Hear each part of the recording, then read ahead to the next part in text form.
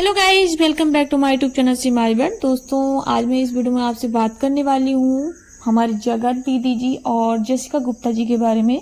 जी हाँ दोस्तों, जसिका गुप्ता जी के बारे में मैं आपसे बात करूंगी। जसिका गुप्ता को बहुत कम लोग जानते हैं, लेकिन कुछ लोग जानते भी हैं। जो लोग पहले से नेहा आशीष तिवारी से जुड़े होंगे वो जरूर जानते होंगे, जो बाद में जुड़े हैं वो नहीं जानते हैं, क्योंकि ये रिश्ता जो है पहले ही टूट चुका है। जैसा कि आप सभी को पता है कि हमारी महान जगत दीदी जी ने ऐसा कर्म कांड कर दिया है जिसकी वजह से उनके ऊपर थू थू मची हुई है। और उन्होंने जो है रिश्ते तो बहुत सारे कमाए थे।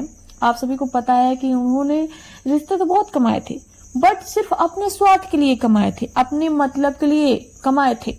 वो ऐसे यूज करती थी सबका ना, कि जैसे मैं चाय में पड़ी मक्खी की तरह, कि अपना मतलब निकल जाए तो चाय में पड़ी मक्खी को निकाल के फेंक दो। उसी तरह से हमारी जगत दीदी जी का काम था। और जगत दीदी जी ने अपने स्वार्थ के लिए कई लोगों का यूज किया और लोगों को धमकियां दे दे के, इमोशनली ब्लैकमेल कर करके जो है अपना मतलब निकालती थी। क्योंकि लोगों को ये लगता था कि नहीं, बेचारी के हस्बैंड नहीं है, बेचारी दुखी रहती है, तो लोग सपोर्ट करते थे। कोई भी होगा यार जिसके दिल में मतलब मर्जी होगा ना, वो कोई भी करेगा। क्योंकि एक पत्नी के लिए जो होता है अपना हस्बैंड सब कुछ होता है, और जब वो चला जाता है तो उसके दिल पे क्या गुजरती है, उसका दर्द सब कोई समझते हैं। वही सब समझ के लोग इनका सपोर्ट कर रहे थे। और हमारी दीदी जी वायरल हुई थी कब? जब उनके हस्बैंड की डेथ हुई थी। क्योंकि दीदी जी इमोशनल हो के वीडियो बनाती थी और लोगों से अपना वीडियो शेयर करवाती थी। और जसिका जी भी इनसे तभी जुड़ी थी, यानी कि इनके हस्बैंड नहीं थे, हस्बैंड थे तभी वो जुड़ी थी। उन्होंने बताया कि इनके हस्बैंड थे, जिस समय पर उनसे बात होने लगी। कैसे बात होती थी? बस ये लोग पहले बड़े क्रिएटर नहीं थे, ऐसे छोटे से क्रिएटर थे, और ये लोग लाइव आते थे। और वो पंजाबी कुछ क्रिएटर थे जिनसे जसिका जी बहुत ज्यादा जुड़ी थी और ऐसे सबसे बात होती थी। तो एक दिन उनकी जो है मुलाकात हुई नीतू मेहना दीदी से, और वो उनसे धीरे धीरे करके जुड़ती गई। क्योंकि नीतू दीदी ऐसी थी ना कि कॉमेडियन है बिल्कुल, वो कि किसी से भी जल्दी से जुड़ जाती हैं और उनको सब लोग बहुत ही ज्यादा मतलब मानते हैं, क्योंकि वो बिल्कुल हंसमुख मिजाज की हैं। तो उसी तरह से वो भी जसिका जी उनसे जुड़ गई और ऐसे करते करते लाइव आती रही, वो आती रही। अचानक से एक दिन दीदी जी का वीडियो आता है उनके सामने, तो उन्होंने इनको देखा और फिर ऐसे बातें होने लगी। तो फिर बातें हुई, बताया इन्होंने कि मैं यहाँ की हूँ, अपना नाम पता सब कुछ बताया गया। ऐसे धीरे धीरे बातें होने लगी, बट ज्यादा जुड़े नहीं थे ये लोग, ऐसे कभी कभार बातें हो जाती थी, उन्होंने बताया। और दोस्तों फिर अचानक से एक दिन मतलब इनको पता चलता है जसिका जी को कि उनके हस्बैंड की डेथ हो गई। वो सुनती शौक हो गई, वो रोने लगी कि ये क्या हो गया। तो उनके घर में लोग पूछने लगे क्या होगा, तो उन्होंने बताया। क्योंकि उस समय पर कोरोना का टाइम था ना यार, सब लोग दहल जाते थे सुन सुन के, सब लोग डरते थे कोरोना के नाम से। क्योंकि कोरोना काल ऐसा था कि बहुत सारे लोगों की जिंदगी उजड़ गई। तो उसी समय पर इनके हस्बैंड की डेथ हो गई, और जिसको सुन करके जसिका जी काफी दुखी हुई। और फिर उसके बाद से जो है इनकी ऐसे बातें होने लगी धीरे धीरे। थोड़ा सा बात किया था उन्होंने, बट उस समय पर ज्यादा नहीं जुड़ी थी ना, इनके पास कोई उनका मैसेज मतलब नंबर था ना कुछ था, बस ऐसे बातें होती गई। फिर अचानक से एक दिन इन्होंने मतलब कॉल कर लिया नेहा आशीष तिवारी के पास। ऐसे ही उन्होंने एक सैड रील देखी, जिसमें देख करके वो उनके पास कॉल करके ली कि आप ऐसे क्यों रहते हो, खुश रहा करो, खुश अच्छे लगते हो। तो बोली कि आपसे तो मेरा कोई बातचीत नहीं होता, आपको कैसे पता चला? उन्होंने बोला बस मैंने आपका देख करके रील्स जो है फील कर लिया। तो धीरे धीरे ऐसे जो होता गया, इन लोगों की बात होती गई, जुड़ते गए। होता है ना यार, जब किसी से हम बात करते जाते हैं तो उससे हमारा लगाव हो जाता है, अटैचमेंट अलग सा हो जाता है। तो ये भी जुड़ती गई। इस तरह से बात करते करते इन लोगों का रिश्ता जो है दोस्ती से ज्यादा गहरा हो गया, यानी कि बहनों जैसा प्यार हो गया। ये तो बहनों जैसा प्यार जसिका जी मानती थी, लेकिन दीदी जी का तो दोहरा चेहरा था, दोहरा प्यार था। ये सबको ही पता चल रहा है, अब पहले नहीं पता चलता था।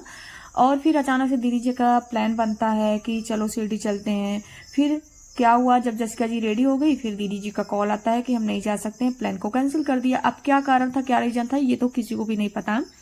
फिर उसके बाद दीदी जी बोलती हैं कि मैं नहीं आ सकती, तुम तो मेरे यहाँ इटारसी घूमने आ सकती हो। मेरी मम्मी बहुत ही ज़्यादा खुश है। मैंने अपनी मम्मी से बताया है, तो मेरी मम्मी तुमको अपनी बड़ी बेटी और तुम्हारे हस्बैंड को दामाद मानती हैं, बहुत ही ज़्यादा खुश हैं। तो उनको लगा यार कोई हमारे लिए इतना कुछ कर रहा है, इतना खुश है, तो उनको जाना चाहिए। तो वो दीदी जी के कहने पर चली गई। और फिर जा नहीं रहे थे उनके हस्बैंड, बट वो जिद की तो फिर गए। बल्कि रास्ते में उनके कार का एक्सीडेंट हो गया। फिर उनके हस्बैंड जी बोले भी कि चलो वापस चलते हैं, अभी भी कुछ अच्छा नहीं हो रहा है। लेकिन उनकी जिद थी कि मैं जाऊंगी तो जाऊंगी, क्योंकि उन्होंने वादा कर लिया था। और जब वहाँ पर गई उनको प्यार मिला, सम्मान मिला, जो भी मिलना चाहिए था सब कुछ मिला। फिर वहाँ पर वो लोग 5-6 दिन रहे। अचानक से दीदी जी का कहना हुआ कि मेरे को अपने बाल स्ट्रेट कराना है, तो उन्होंने बोला कि करवा लो। तो जब वो गई उनके साथ तो पार्लर में, क्योंकि उनको जो है ज़्यादा जसिका जी को पता नहीं था कि बालों के बारे में, क्योंकि उन्होंने बोला कि मैंने अपने बाल जो है कभी भी अपने बालों का कुछ भी पार्लर में जाके नहीं करवाया है, तो मुझे ज़्यादा नहीं पता था। और दीदी जी को स्ट्रेट कराना था, क्यों? अपने से नहीं करवाना था, उनको ना दूसरे के कंधे पर रख के बंदूक चलाना था, क्योंकि वो करवाती तो लोगों का मतलब वो जसिका जी 5-6 दिन रही और वो रेडी थी अपने घर पे आने के लिए। फिर अचानक से दीदी जी का प्लान बनता है कि मेरे को बालों को स्ट्रेट कराना है, तो उन्होंने बोला करवा लो। मैं वो तो बोलती अरे यार ऐसे मैं नहीं करा सकती, क्योंकि मेरे हस्बैंड की अभी भी डेथ हुई है, तो लोग जानेंगे तो बोलेंगे अरे देखो अभी हस्बैंड को गए कुछ दिन हुए और इसका फैशन चालू हो गया, तुम रहोगी तो तुम अपना नाम लगा के करवा देना कि तुमने करवाया, तो ऐसे चलेगा। तो उन्होंने बोला ठीक है चलो करवा लो। तो वो चली गई उनके साथ। तो जब गई तो उनको रेगुलर स्ट्रेट कराना था, तो एक दिन में नहीं होता रेगुलर स्ट्रेट, वो 2-3 दिन लगता है। तो उन वहाँ की लेडी ने उनको सजेशन दिया, क्योंकि उनको आना था, वो ज़्यादा दिन रुक नहीं सकती थी। तो वो जो पार्लर वाली लेडी थी उन्होंने सजेशन दिया कि आप अभी तुरंत वाला करवा लो, फिर बाद में करवा लीजिएगा। तो उन्होंने बोला ठीक है करवा लो। तो उन्होंने करवाया, बल्कि तुरंत का पेमेंट उन्हें नहीं दिया उस दिन वाला, और फिर बाद में तो जो दीदी जी ने करवाया उसका दिया होगा।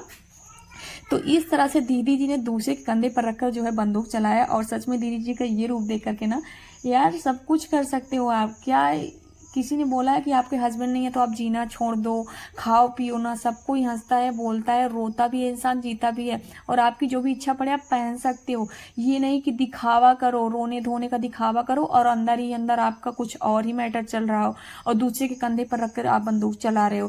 पहनना और अपने शौक पूरा करना कोई गलत बात नहीं होती, बट सही तरीके से आप जैसे हो वैसे लोगों को दिखाओ ना।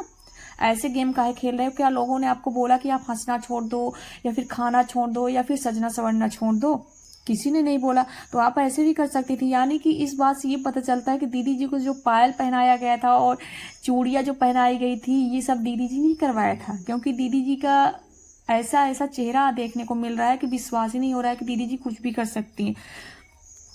और दोस्तों एक वीडियो फिर इनको रील्स बनाना था सैड वाला, इसके बारे में भी जसिका जी ने बोला। तो ये बोलती हैं दीदी जी कि तुम यहाँ पर इमोशनल हो ना, रोना। तो जसिका जी बोली कि देखो मुझे ऐसे रोना नहीं आता है।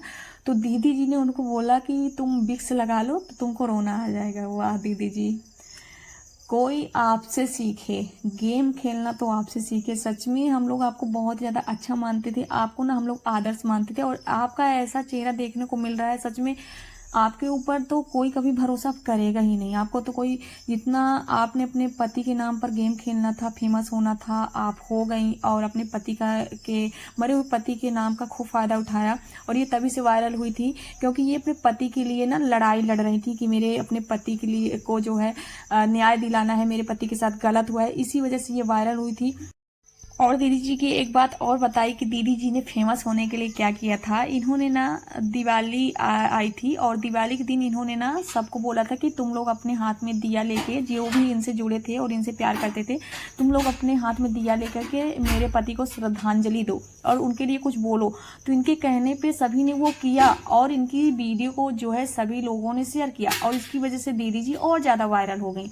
तो दीदी जी ने सच में ना अपने मरे हुए पति का फायदा उठाने में कोई भी कसर नहीं छोड़ा है। सच में दीदी जी, हम मानते हैं कि एक इंसान गलत हो सकता है, बट दीदी जी ने किसी को भी नहीं छोड़ा। 4-5 लोग ऐसे हैं जो कि अभी तक सभी लोगों ने दबा के रखी थी बातें, क्योंकि इनसे जो भी प्यार करते थे ना वो पीछे हट जाते थे, को बोलते थे कि चलो कोई मतलब नहीं है इन सभी बातों का बखेड़ा खड़े करने में।